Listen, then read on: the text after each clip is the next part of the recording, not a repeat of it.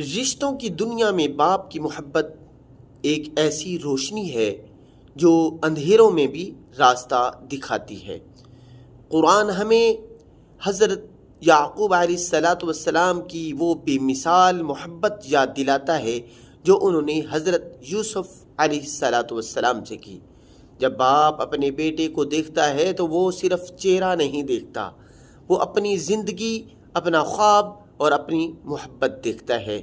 اسی لیے کہا جاتا ہے محبت کے لحاظ سے ہر باپ یعقوب ہے اور حسن کے لحاظ سے ہر بیٹا یوسف ہے۔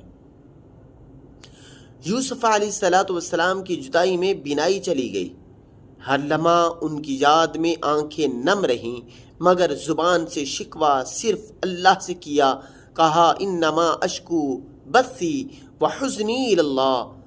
بیٹا جب مسکراتا ہے تو باپ کی دنیا روشن ہو جاتی ہے۔ یعقوب علیہ السلام کی محبت ہو یا یوسف علیہ السلام کا حسن، ہر گھر میں یہ کہانی زندہ ہے۔ باپ کی دعائیں یوسف کو کنویں سے تخت تک لے گئیں۔